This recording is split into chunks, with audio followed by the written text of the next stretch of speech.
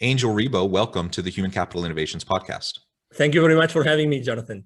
Yeah, it's a pleasure. I'm excited to have this conversation with you today, where we'll be exploring common leadership mistakes, the blind spots that corporate leaders and CEOs often have, and how they can pivot in times of crisis. You join us from Texas. Of course, I'm here in Utah. It's always a pleasure to connect with people from around the country and around the world, and I appreciate you joining us today. As we get started, I wanted to share Angel's bio with everybody. Angel Rebo, known as the CEO Confidant, is an influencer, LinkedIn strategist, international TV host, public speaker, CEO consultant, board member, and philanthropist. In the last 21 years, Angel has helped more than 1,500 CEOs in 33 different countries to accelerate the growth of their businesses. He was born in Barcelona, and he has lived in 8 countries and speaks 5 languages. Established entrepreneurs and corporate CEOs hire Angel to bridge the gap globally for expansion and exposure to grow their businesses. Angel sits on the board of the Evolutionary Business Council, an organization with more than 350 global transformational leaders with a combined reach of well over 600 million people. Angel is based in Texas, and early in 2017, he launched his international foundation, Wisdom for Kids, and he has helped more than 1,000 underprivileged kids in Latin America become entrepreneurs using their local resources.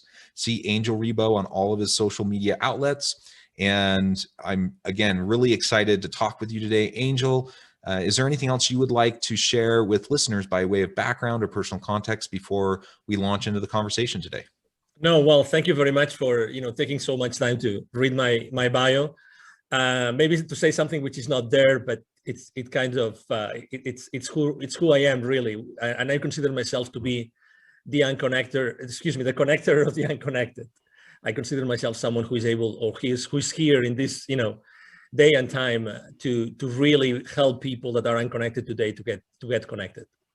Yeah, I love that. I think we need more of that. We need more bridge builders. We need more connectors in this ever increasingly messy and complicated world. We just need those connections. We need more people we can lean on and rely on. And so the work that you're doing is wonderful. Thank you. And it's amazing the reach that you've had over the course of your career, the number of executives and CEOs you've had the opportunity to coach and mentor and consult with. And I really think that's where it's at in terms of making a broad impact, when we can influence leaders who in turn can then reach out and influence their organizations. The impact can be incredible. It's true. And we tend to underestimate, sorry to interrupt you, but it's so important. It's so important to remember that every single human being, every one of us can really make a difference and influence and impact the world and impact everybody around us just by being ourselves, by being fully present in everything that we do. So it's much easier. To be honest, 5 years ago when I started my own entrepreneurial journey, I had no idea of those things until I really sat down one day and I started counting them. Because when you are so busy and so distracted with your everyday life, you don't really I never took stock of my life, like literally, until someone said, "Hey, Angel, come on, give yourself a break," because we're very hard on ourselves. So yeah, absolutely. So, we all have this ability and this possibility, really, opportunity is the right word, to influence the world and change the world every single day, all of us. Yeah, absolutely. I believe that as well. And whether we're consulting with CEOs or we're helping those around us in our neighborhoods, our friends, our family, people on our teams at work, we all have influence. We all have the opportunity to impact those around us. So I think that's a really important reminder and a really good message. So as we launch into the conversation today, I thought maybe we could start with some of the most common mistakes that you see corporate CEOs making on a regular basis. Yes. So obviously, I would say that every single CEO is as human as we are. Any of us is, and every single CEO has had their own journey and their own experience. So at the end of the day, maybe the only difference between we mortals and ourselves, between themselves and ourselves, is that they have a larger area of responsibility. Okay, they're responsible for millions, probably millions or billions of dollars, right? They have a large teams in general, right? And obviously they have to make sure that they serve their shareholders, because at the end of the day, every single organization, regardless of the size, they are serving their organization, they are serving their shareholders, and that who are the ones that put the money in the first place. So they own themselves to the board, who is making sure that consistently those shareholders receive this value. So the first blind spot I would like to say, because I like to ask questions, the same as you. I like to ask a lot of questions. I like to launch a lot of surveys, and I always ask, what's the most difficult, what's the most important challenge you have in your company right now? And I kept on doing this last year, 2020. I kept on doing this. Why am I mentioning this? Is because consistently, I always find that the number one area of concern is their teams, is the people around them. Because there's this gap, typically between the board and the CEO, they're pretty aligned, but there's this gap between the CEO and the rest of the C-suite. And there's a big, massive gap between the C-suite and the rest of the company, regardless of the size. And this is one of the most important blind spots. And how does that translate, let's say downstream into the rest of the organization? Is that really the rest of the, employees or the rest of the team are not really fully aware of the financial implications of those business decisions. What does that mean? Do they really, before making a decision, how much of the organization really knows? How is that going to be going up, crawling up in the organization and actually adding equity to that corporation? That sounds like a little bit weird, but it's in reality, every single employee should be fully aligned. Every single employee should be fully aligned, so that every single business decision that they make should be made in a way in which the equity of the company increases. Okay. And I have to say that there's this misunderstanding, or let's say, contrary to common belief, that profits are bad, and the larger the corporation. And as you know, I'm the same as you. I love to build bridges as opposed to burning them. But the reality is that profits by themselves are not bad, because this organization exists because someone risked their money at some point, right? So I would say, if you can make some sort of judgment, you can maybe judge about what are those profits being used for, right? So aligning the entire organization in order to make sure that they are fully aware of the financial implications of the business decisions, that obviously they know how to do this, because it's easy to say it, but how do you actually have an organization that are fully aware to do that? And the best organizations last year, they kept on investing in their employees. The best organizations last year, regardless of the industry, regardless of the geography, the best companies out there and the best CEOs, what they did is they kept on investing in their employees to make sure that this engagement, which is typically criticized, again, something else that is every single, 76% of employees in the US are not engaged. Well, I mean, I don't know if I'm not sure if it's 76%. It's a large amount of them, but still, the best CEOs last year kept on investing in their employees, trained their employees so that they were more aligned with the organizations, and they therefore, the rest of the C-suite team and themselves could keep those employees accountable, because it's not fair to keep them accountable if you have not given them the right tools. Make sense? Yeah, absolutely. And I think one of the reasons why that is probably the case from this previous year, in the times of turmoil, the pandemic, companies are adjusting and having to pivot on a dime, just in order to stay afloat and to stay open and to not lay off all their people. And so in order to do that, it required a heightened level of transparency and openness and a showing of genuine care and empathy. And I think the seriousness of the situation and the speed at which we were all of us were thrust into it, I think lended itself to many organizations and many leaders really stepping up to the challenge to focus on their people. Now, there were others that didn't, clearly, and it wasn't a universal success. But that's what I've been hearing as I've been talking to people over this past year as well. And that's good to hear. The question then becomes, in my mind, because I believe what you're saying, and I agree with it. I think it's important to be able to communicate the reasons behind the decisions. We have to communicate the why. The question is, why so often does that not occur? Why aren't we more transparent and open as executives within an organization so that the information and the why can reach its way downstream? Because that's been my observation consistently over time as well, is that the vast majority of employees down the line, they don't know, they don't have any clue as to the reasoning behind strategic decisions that are made, especially when they're really difficult decisions.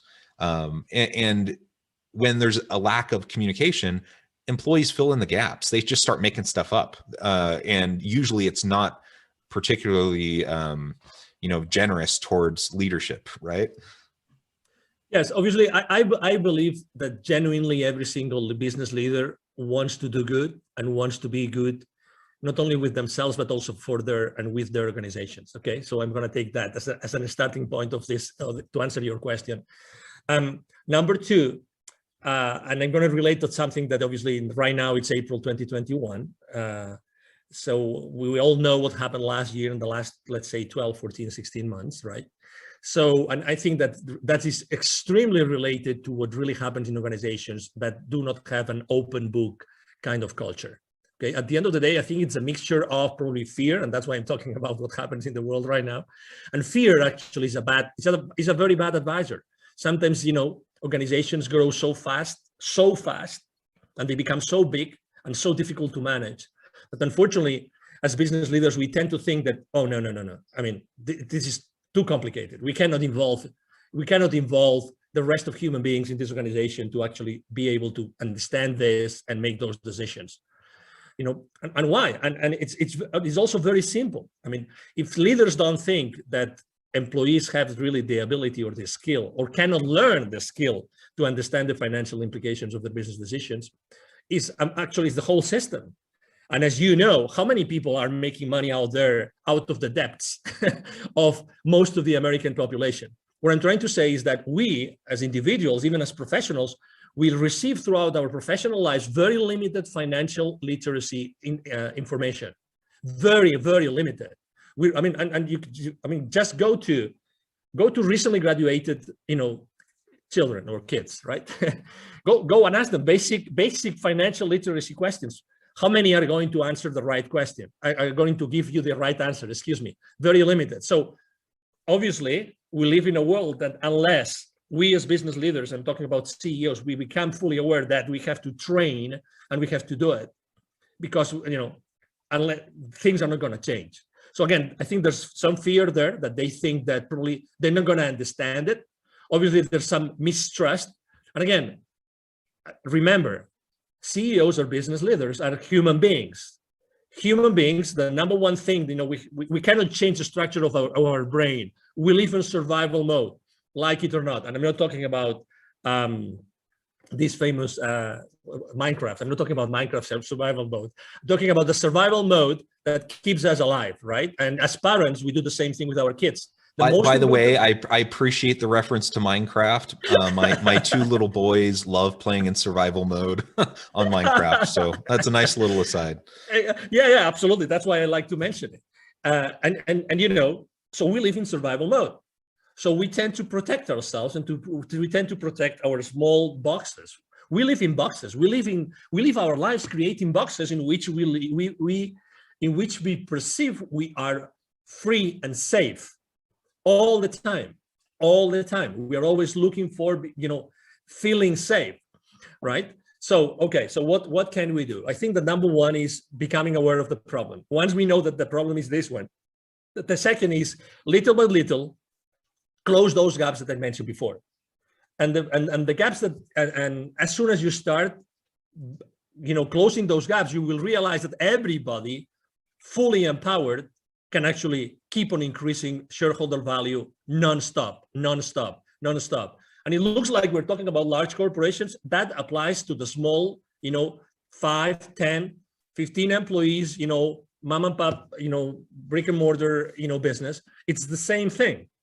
Actually, this week, I forgot who that was, a very famous, food industry franchisee, there was in all the news, there was this, big announcement, franchisees are not happy, blah, blah, blah. I mean, I obviously, it's unfortunate that that went to the media, but I'm sure that this company is trying to do a great job of keeping all their franchisees, afloat. But the thing is, what's the right thing? What's the right set of skills that you give those franchisees in order to survive in a place in which, for the last 16 months, the consumption of food by every one of us has changed. The way we consume food, the way we go to the market to buy food has changed. So the fast food industry has also changed. So again, it's the same thing. Are we caring enough about giving everybody around us, all our teams, all of our partners and franchisees and channel partners, the right set of skills so that they can stay consistently afloat? So the answer is probably no. But can we do it? Of course. First, become aware. Second, make sure that you consistently are trying to close that gap. Yeah, and so you've already kind of alluded to some of the blind spots. So mistakes often occur. Well, sometimes it occurs due to negligence. Sometimes it occurs by no fault to anyone. It just kind of external pressures happen and mistakes happen. But sometimes it really is blind spots. Like, you just have no idea. You don't know what you don't know. Exactly. And you're in these new complex situations. You're being generous and assuming the best case scenario for leaders, that they're just doing the best they know how, but they have a blind spot. So you've already kind of acknowledged what a couple of those might be, and how acknowledgement and awareness is probably the first step. How do you increase that level of awareness when you do have blind spots that are hindering your ability to lead effectively? Yeah, I have a business mantra that I use both with entrepreneurs and with corporate CEOs, and that is take imperfect action now. I like, take imperfect action now. Okay. So again, since day one, the first time we hit a kindergarten place, it's perfection, right? I mean, we have to learn everything, and everything has to be perfect, has to look perfect, right? I mean, you name it, right? So in reality, perfection is one of the most important deterrents of anything that we do. So I think that the first thing that we have to do is, as business leaders, become aware that we have to start exploring many other possibilities. I would say that the larger the organization, the more complex they become. I like to use simplicity. One of the main reasons why this is happening, all the blind spots we have been talking about, is because there's a lack of clarity. With a lot of many different issues and so many moving parts to achieve certain goals that the board is telling you to do or to achieve, you lack clarity. So there's so many routes, there's so many things to do.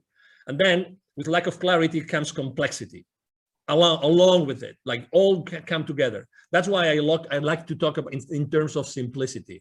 Take very simple ideas, use something called the deprivation test, which is try to stop doing all those things.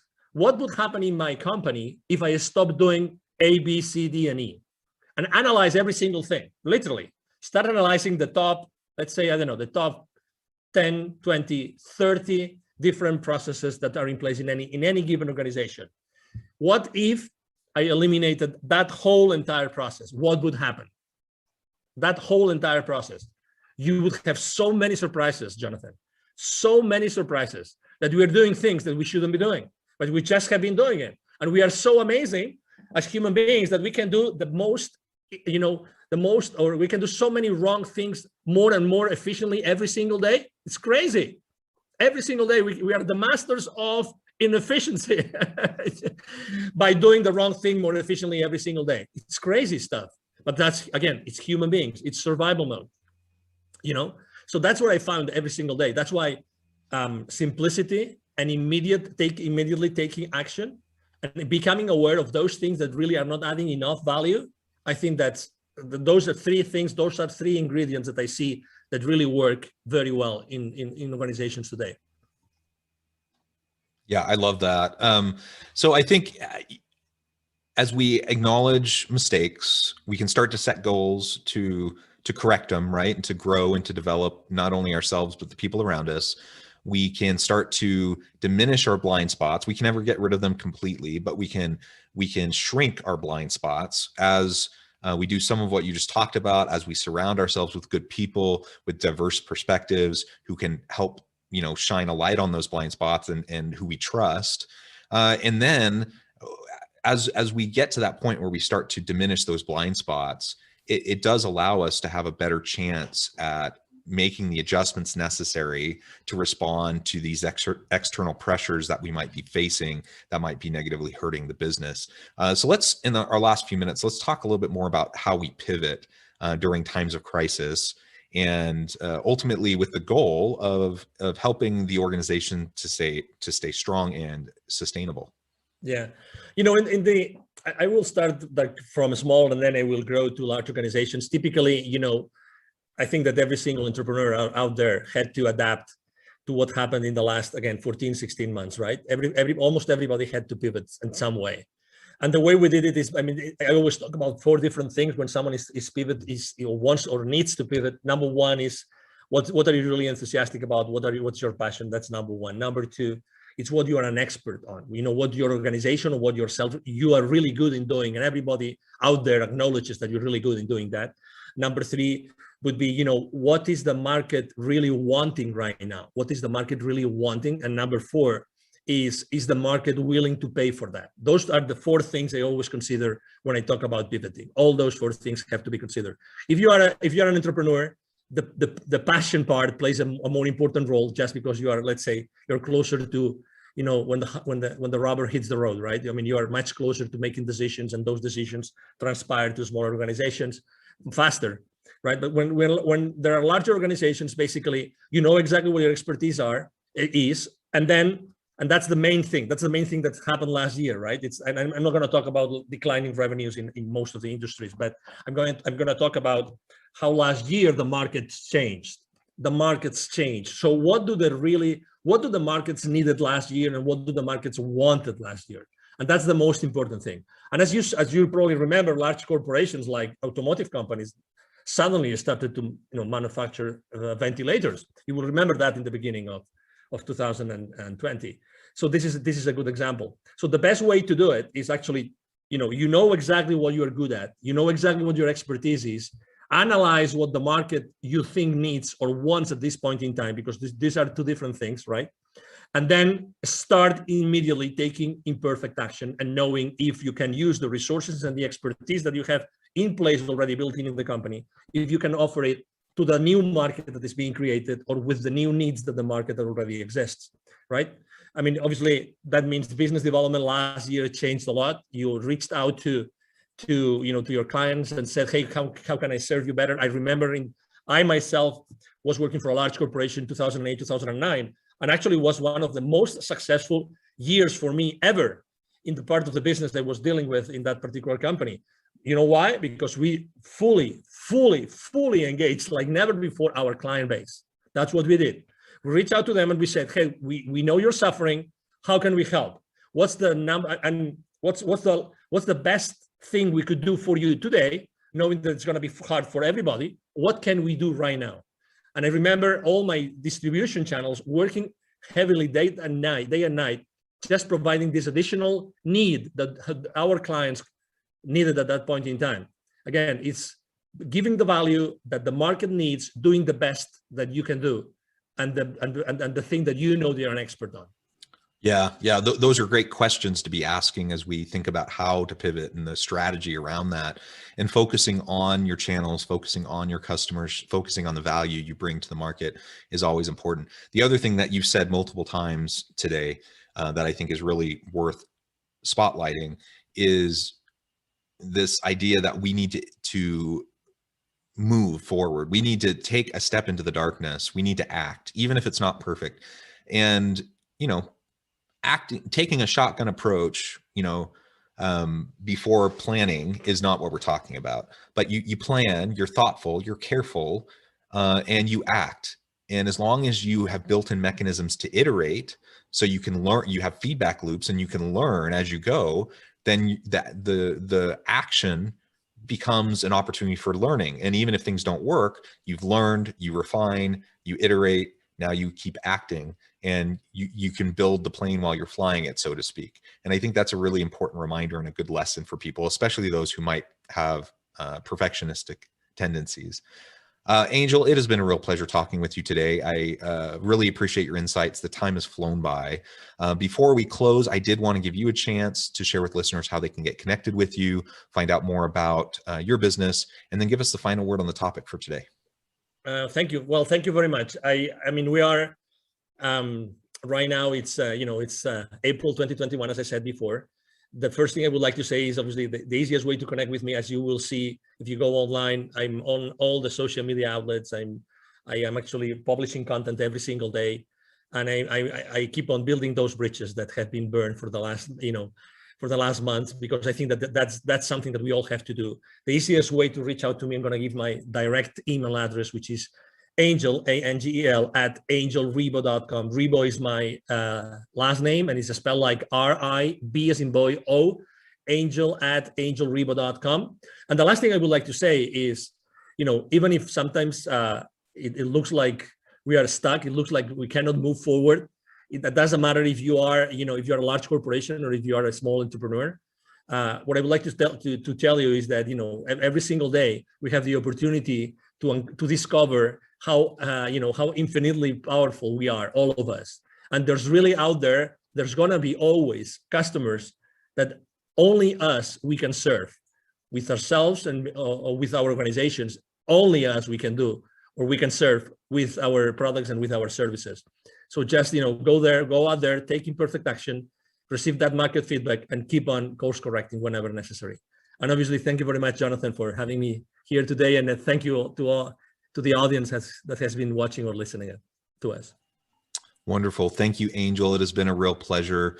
I encourage listeners to reach out, get connected, find out more about what he can do for you. And as always, I hope we can all stay healthy and safe, that you can find meaning and purpose at work each and every day.